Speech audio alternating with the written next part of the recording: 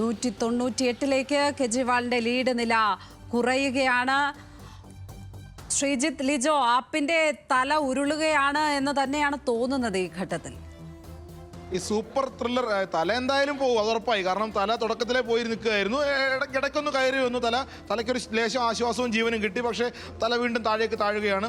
എന്തായാലും ഇതൊരു super thriller. കഷ്ടകാലമാണ് കെജ്രിവാളിന് കഷ്ടകാലം. അതായത് ജയിലിൽ നിന്ന് ഇറങ്ങിയിട്ട് ചെറിയ ആശ്വാസങ്ങൾ കിട്ടിയിട്ടില്ല. അല്ല, കഴിഞ്ഞ 2 കൊല്ലമായി കെജ്രിവാളിനെ സംബന്ധിച്ചിടത്തോളം അദ്ദേഹത്തിന് ഏറ്റവും മോശം കാലങ്ങളിലൂടെയാണ് കടന്നു പോകുന്നത്. ഈ നന്നായി ഭരിക്കാൻ കഴിഞ്ഞിട്ടില്ല, അതാണ് ഒന്നാമത്തെ പ്രശ്നം. ഭരിക്കാൻ കഴിഞ്ഞില്ല, രാഷ്ട്രീയത്തിൽ വലിയ പരാജയം ഉണ്ടായി. സ്വന്തം പാർട്ടിക്കകത്ത് നിന്നുള്ള ആളുകളെ നേതാക്കന്മാരെ നിർത്താൻ പറ്റിയിട്ടില്ല. പിന്നെ അത് മാത്രമല്ല, ആരോപണങ്ങളുടെ പെരുമഴയായിരുന്നു. സ്വന്തം പാർട്ടിക്കകത്ത് ആരോപണങ്ങൾ ഉണ്ടാകുന്നു. പിന്നെ ആപ്പിനകത്ത് നേതാക്കന്മാർ നടത്തിയ പ്രശ്നങ്ങൾ, അതായത് പിന്നെ അവരുടെ വനിതാ നേതാവിനെ മർദ്ദിക്കുന്ന സാഹചര്യം ഉണ്ടാകുന്നു. അവരതിന് പരാതി കൊടുക്കുന്നു. മുഖ്യമന്ത്രിയുടെ ഓഫീസ് അതിന് സാക്ഷിയാണെന്ന് പറയുന്നു. അവരുടെ മനസാക്ഷി സൂക്ഷിപ്പുകാരി എന്ന് പോലും പറയാവുന്ന സ്വാതി മാലിവാൾ അവിടെ നിന്ന് മറുപടി പറയാൻ അവർക്ക്. അതായത് ഇവിടെ എന്തൊക്കെയാണ് നടക്കുന്നത് അത് കൃത്യമായി ഇതൊക്കെ ഇവിടെ നടക്കുന്നു എന്ന് BJP പോയിരുന്നു തിരിച്ചു പറയുന്ന അവസ്ഥയിലേക്ക് കാര്യങ്ങൾ എത്തിക്കാൻ കഴിഞ്ഞു. വലിയ രാഷ്ട്രീയ പ്രതിരോധത്തിലേക്ക് കെജ്രിവാളിനെ കൊണ്ടുപോയ ഒരു 2 വർഷമാണ് കടന്നുപോയത്. ഒരുപക്ഷെ കെജ്രിവാൾ അത് അതിജീവിക്കുമെന്നൊക്കെ ആപ്പ് പ്രതീക്ഷിച്ചു, പക്ഷെ ഉണ്ടായില്ല. കാരണം അതിനേക്കാൾ അപ്പോഴൊക്കെ ഒരു ട്വിസ്റ്റ് എപ്പോഴും, അതായത് ഇത്തവണയും നമ്മൾ ശ്രദ്ധിച്ച ഒരു കാര്യം മനസ്സിലാവും. കെജ്രിവാളിനെ ജയിലിലേക്ക് പോകുന്നു, തിരിച്ചിറങ്ങി വരുന്നു, അപ്പോഴൊരു ട്വിസ്റ്റ് കൊടുക്കുകയാണ്. അതായത് മുഖ്യമന്ത്രി സ്ഥാനം രാജിവെക്കുന്നു. ഇനി ജനങ്ങൾ പറഞ്ഞാൽ മാത്രമേ ഞാൻ മുഖ്യമന്ത്രി ആവുന്നുള്ളൂ, ജനങ്ങൾ തീരുമാനിക്കട്ടെ. ആ ജനങ്ങൾ ഏതാണ്ട് തീരുമാനിച്ചുകൊണ്ടിരിക്കുന്ന അവസ്ഥയാണ് നമ്മളിപ്പോൾ കണ്ടുകൊണ്ടിരിക്കുന്നത്. മറ്റൊന്ന്, അത് ആ ട്വിസ്റ്റ് കഴിഞ്ഞ ഉടനെ തന്നെ, അല്ലെങ്കിൽ ഈ തെരഞ്ഞെടുപ്പ് നടന്നത് മുതൽ ഏറ്റവും ഒടുവിൽ വരെ കെജ്രിവാളിന്റെ റൂട്ടിൽ തന്നെയാണ് ഈ തെരഞ്ഞെടുപ്പ് പ്രചാരണം പോയിക്കൊണ്ടിരുന്നത്. അദ്ദേഹത്തിന് മറുപടി പറയുകയായിരുന്നു BJPയും അതോടൊപ്പം തന്നെ കോൺഗ്രസും ചെയ്തുകൊണ്ടിരുന്നത്.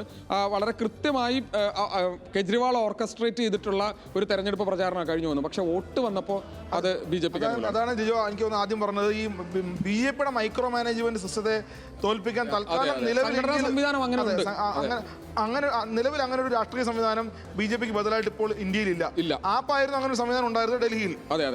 അതിനെയും BJP ഇപ്പോൾ തൂത്തെറിയാണ്. ഹരിയാനയിൽ നമ്മൾ നേരത്തെ അന്ന് എന്നോട് ചോദിച്ചപ്പോൾ പറഞ്ഞിരുന്നത് എന്താണ് ഇങ്ങനെ പറയുന്നത്. കാരണം ഒരു പരിധിയിൽ കൂടുതൽ ആളുകളെ കൃത്യമായി വോട്ട്, അതായത് ഞങ്ങൾക്ക് ഇത്ര വോട്ട് കിട്ടിയിട്ടുണ്ട്, അല്ലെങ്കിൽ ഞങ്ങൾ ഇത്ര വോട്ട് കിട്ടിയാൽ ജയിക്കുമെന്ന് പറയാൻ കഴിയുന്ന ഒരു രാഷ്ട്രീയ പാർട്ടി ഇപ്പോൾ ഇന്ത്യയിലുള്ളത് BJP മാത്രമാണ്. മറ്റൊരു രാഷ്ട്രീയ പാർട്ടിക്ക് അത് കഴിയില്ല. അതുകൊണ്ട് തന്നെയാണ് അവരത് വളരെ കൃത്യമായി ഉപയോഗപ്പെടുത്തിയത്. നമ്മളിപ്പോൾ പല സ്ഥലങ്ങളിലും അത് കാണുന്നുണ്ട്. ഓരോ സ്ഥലങ്ങളിൽ ഉള്ള സ്ഥാനാർത്ഥികളുടെ നിർണ്ണയത്തിൽ പോലും അത് വളരെ കൃത്യമായി ഉപയോഗപ്പെടുത്തിയിട്ടുണ്ട് എന്നുള്ളതാണ്. മറ്റൊന്ന്, ഡൽഹി കലാപം. നമ്മളെപ്പോഴും വിചാരിച്ചു ഡൽഹി കലാപത്തിന് ശേഷം മുസ്ലിം ന്യൂനപക്ഷ മേഖലകളിൽ BJPക്ക് വിജയിക്കാൻ കഴിയും. നമ്മൾ ഒരിക്കലും പ്രതീക്ഷിക്കാത്ത സ്ഥലങ്ങളിൽ അവിടെ BJPക്ക് വിജയിക്കാൻ കഴിയുന്നതാണ്. NRC സമരം വലിയ തോതിലുള്ള ഒരു ഡൽഹി പിടിച്ചു കുലുക്കിയിട്ടുള്ള ഒരു സമരമാണ്. ആ സമരത്തിന് ശേഷം തുടർച്ചയായിട്ട് എന്നുള്ള കലാപം ഉണ്ടായത്. ഇന്നലെ വിവാദം ഉണ്ടായത് ഡൽഹി ഇമാമിന്റെ ഒരു സ്റ്റേറ്റ്മെന്റ് വോട്ട് ചെയ്തത് BJPക്കാണെന്ന് പറഞ്ഞിട്ട്. ഇപ്പൊ ലിജോ പറഞ്ഞതിന് സാധൂകരിക്കുന്നതാണ് അങ്ങനെയാണെങ്കിൽ. അതായത് ന്യൂനപക്ഷങ്ങൾ ഒരു ബ്ലോക്കായി, ഒരു ബെൽറ്റായി BJPക്ക് വോട്ട് ചെയ്തിട്ടുണ്ടോ എന്ന് വേണമെങ്കിൽ സംശയിക്കേണ്ടി വരും. അതുകൊണ്ടാണ് ഓഖ്ലയിലേക്ക് റിസൾട്ട് BJPക്ക് അനുകൂലമാകുന്നത്.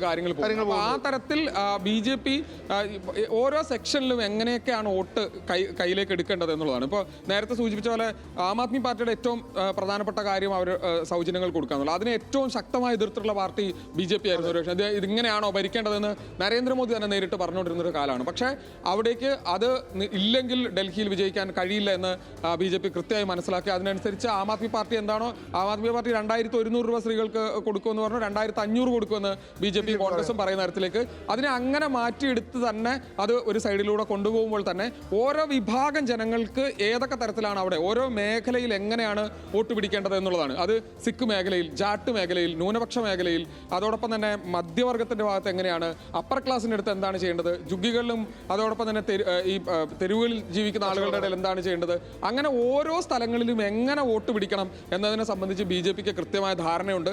ആ ധാരണയുടെ അടിസ്ഥാനത്തിലാണ് മുമ്പോട്ട് പോകുന്നത്. അതാണ് യഥാർത്ഥത്തിൽ കാണുന്നത്. ആൾക്കൂട്ടം ഒരു പരിധി കഴിഞ്ഞാൽ വോട്ടാവില്ല എന്നുള്ളതിന്റെ ഉദാഹരണം കൂടിയാണ് യഥാർത്ഥത്തിൽ. കെജ്രിവാളിന്റെ അനുഭവം ഇന്ത്യക്ക് നൽകാൻ പോകുന്ന അത് നേരത്തെ കോൺഗ്രസിന് കിട്ടിയിട്ടുള്ളതാണ്. അത് തന്നെയാണ് ഇപ്പോൾ കെജ്രിവാൾ അനുഭവിക്കാൻ പോകുന്നത്.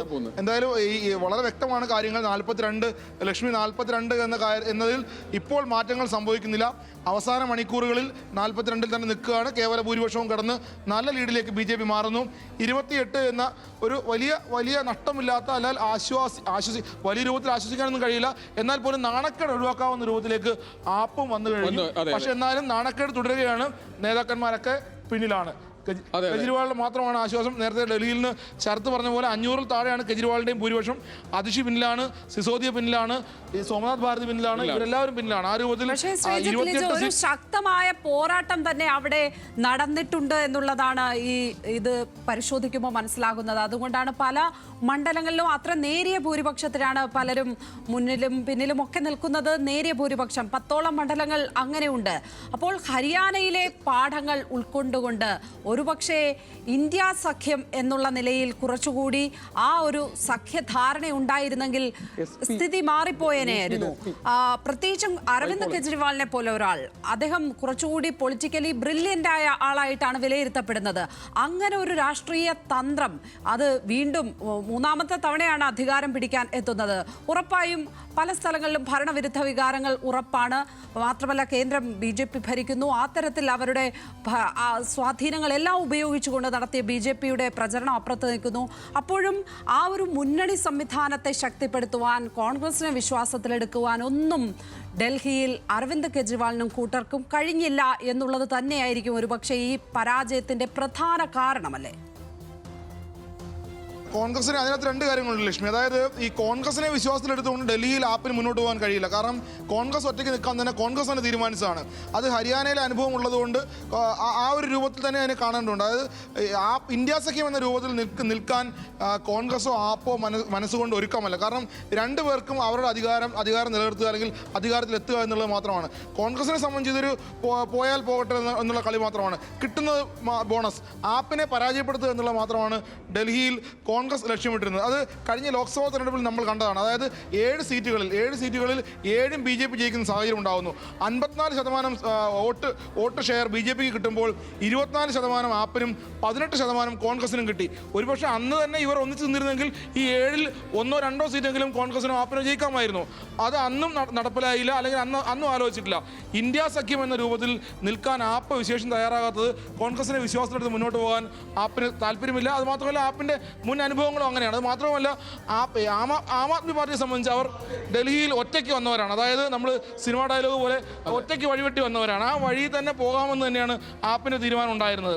കോൺഗ്രസിനെ കൂട്ടുപിടിച്ചാൽ കൂടുതൽ ദോഷമേ ഉണ്ടാവുകയുള്ളൂ. കാരണം ഡൽഹിയിലെ കോൺഗ്രസിൻ്റെ രാഷ്ട്രീയത്തിൽ കോൺഗ്രസിന് വലിയ തിരിച്ചടികൾ മുമ്പ് ഉണ്ടായിട്ടുണ്ട്. അതായത് ഡൽഹി കലാപവുമായി ബന്ധപ്പെട്ട്, ഈ സിഖ് വിരുദ്ധ കലാപവുമായി ബന്ധപ്പെട്ടൊക്കെ കോൺഗ്രസ് നേരിടുന്ന വലിയ രാഷ്ട്രീയ പ്രശ്നങ്ങൾ, രാഷ്ട്രീയ പ്രതിരോധം ഡൽഹിയിൽ ഇപ്പോഴും നിലനിൽക്കുന്നുണ്ട്.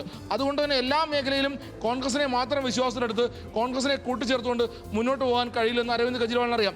അത് മാത്രമല്ല ആപ്പിനെ സംബന്ധിച്ച് ആപ്പിൻ്റെ ഒരു നിലനിൽപ്പ് കെജ്രിവാൾ എന്ന് പറയുന്ന വ്യക്തിയെ ആശ്രയിച്ചാണ്. അവിടെ കോൺഗ്രസിൻ്റെ നേതാക്കന്മാർ വന്നാൽ സ്വാഭാവികമായും അത് ആപ്പിൻ്റെ നിലവിലുള്ള രാഷ്ട്രീയമായി അത് യോജിക്കുന്നില്ല. അതുകൊണ്ട് തന്നെയാണ് അവർ ഒന്നിച്ച് നിൽക്കാത്തത്. പക്ഷേ ലക്ഷ്മി സൂചിപ്പിച്ച പോലെ ഒന്നിച്ച് നിന്നിരുന്നുവെങ്കിൽ എന്താകുമായിരുന്നു എന്നുള്ളത് കണ്ടറിയേണ്ടതാണ്. അത് മാത്രമല്ല ഈ ഇന്ത്യ സഖ്യം എന്ന രൂപത്തിൽ അവിടെ ഇടത് പാർട്ടികളുണ്ട്. CPM-ഉം CPI-യും കമ്മ്യൂണിസ്റ്റ് പാർട്ടി, മറ്റ് പാർട്ടികൾ എല്ലാം കൂടി ചേർന്ന് 12 സീറ്റിൽ മത്സരിക്കുന്നുണ്ട്. ഈ 12 സീറ്റിൽ നമ്മൾ ആദ്യം സൂചിപ്പിച്ചതാണ്. അതായത് ലക്ഷ്മി, ഈ 12 സീറ്റിൽ മത്സരിക്കുന്ന ഇടത് പാർട്ടികളുടെ വോട്ടുകൾ ഞങ്ങൾ രാവിലെ പറഞ്ഞിരുന്നതാണ്. അത് 100 ആയാലും 200 ആയാലും 500 ആയാലും അവർ പിടിക്കുന്ന വോട്ടുകൾ എന്തായാലും ഈ റിസൾട്ടിനെ ബാധിക്കും. അതാണ് ഇപ്പോൾ കാണുന്ന ലക്ഷ്മി. ഈ 10 മണ്ഡലങ്ങളിൽ 500 എന്ന് പറയുന്ന 500 സീറ്റിൽ 500 വോട്ടുകളുടെ ഭൂരിപക്ഷം മാത്രം ഉള്ള 10 മണ്ഡലങ്ങൾ എന്ന് പറയുന്നത് ഒരുപക്ഷെ ഇതൊക്കെ കൂടി ചേർന്നായിരിക്കണം. അത് ഏതൊക്കെയാണെന്ന് അന്വേഷിക്കേണ്ടിയിരിക്കുന്നു. എന്നിരുന്നാലും അതിന് ഇടതുപക്ഷം അടക്കമുള്ള പാർട്ടികളെ, അത്തരം പാർട്ടികളെ ഒന്നും വിശ്വാസത്തിലെടുക്കുവാൻ കഴിഞ്ഞില്ല ആപ്പിന് എന്നുള്ളതും ശ്രദ്ധേയമാണല്ലേ ഇവിടെ? അല്ല, ഇതിലൊരു പ്രധാനപ്പെട്ട കാര്യം നമ്മളിപ്പോൾ തന്നെ ശ്രദ്ധിക്കുമ്പോൾ വളരെ ഇൻട്രസ്റ്റിംഗ് ആയിട്ടുള്ളൊരു കാര്യം എന്താണെന്ന് വെച്ചിട്ടുണ്ടെങ്കിൽ വോട്ടിംഗ് പെർസെൻറ്റേജ് നോക്കുമ്പോൾ നമുക്ക് കാണാൻ കഴിയുന്നത് 49% വോട്ടാണ് BJPക്ക് ഇപ്പോൾ ഉള്ളത്. 44% വോട്ട് ആം ആദ്മി പാർട്ടിക്കുണ്ട്. അതായത് 5% വോട്ടിംഗ് പെർസെൻറ്റേജിൻ്റെ കുറവ് മാത്രമാണ് ആം ആദ്മി പാർട്ടിക്കുള്ളത്. മറ്റൊരു കാര്യം എന്ന് വെച്ചാൽ കോൺഗ്രസിനെ സംബന്ധിച്ചിടത്തോളം കോൺഗ്രസിന് അല്ലെങ്കിൽ ഇടത് പാർട്ടികൾക്കൊക്കെ ആം ആദ്മി പാർട്ടി എന്ന പാർട്ടിക്കൊപ്പം നിന്ന് മത്സരിക്കുമ്പോൾ ഉണ്ടാകുന്ന വലിയ തരത്തിലുള്ള പ്രതിസന്ധിയുണ്ട്. ആ വോട്ട് ഷിഫ്റ്റ് ചെയ്ത് ഓരോ സ്ഥാനം, അതായത് ഏതെങ്കിലും മണ്ഡലങ്ങളിൽ ആം ആദ്മി പാർട്ടിക്ക് പകരം കോൺഗ്രസോ അല്ലെങ്കിൽ ഇടത് പാർട്ടികൾക്കോ പിന്തുണ ആം ആദ്മി പാർട്ടി പ്രഖ്യാപിച്ചാൽ അവിടെ ആ വോട്ട് ഷിഫ്റ്റ് ആകുമോ എന്നുള്ള കാര്യത്തിൽ ആം ആദ്മി പാർട്ടി വലിയ ജയിക്കുകയുമില്ല. ജയിക്കുമില്ല. കാരണം ആപ്പിന്റെ സ്ഥാനാർത്ഥിക്കാണ് വോട്ട്. അതെ, അല്ലാതെ അതൊരു ആപ്പ്, ആം ആദ്മി, അരവിന്ദ് കെജ്രിവാൾ എന്നൊരു കോംബോയ്ക്ക് അപ്പുറം ഒരു ഏതെങ്കിലും തരത്തിൽ അവിടെ വോട്ട് അത് ക്യാഷ് ചെയ്യാൻ കഴിയുമെന്ന് തോന്നുന്നു ഒരു സ്ഥലത്തും.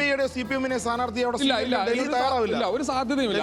രാഷ്ട്രീയമാണ്. അതെ, ഡൽഹിയുടെ പൊതു സ്വഭാവം. അതെ, ലാൽ ജണ്ട എന്നതിനപ്പുറത്തേക്ക് ഇടതുപക്ഷത്തിന് അങ്ങനെ വലിയ സാധ്യതയുള്ള മേഖലയൊന്നും അല്ല. ആ തരത്തിൽ അവർക്ക് അവിടെ അങ്ങനെ വോട്ട് പിടിക്കാൻ കഴിയാത്തൊരു സാഹചര്യമുണ്ട്. അതുകൊണ്ട് തന്നെ ഒരു സഖ്യ സാധ്യത എന്നതിനപ്പുറത്തേക്ക് അല്ലെങ്കിൽ ഒരു സഖ്യം കൊണ്ട് ഏതെങ്കിലും തരത്തിലുള്ള മെച്ചമുണ്ടാകുമെന്ന് ഞാൻ പ്രതീക്ഷിക്കുന്നില്ല.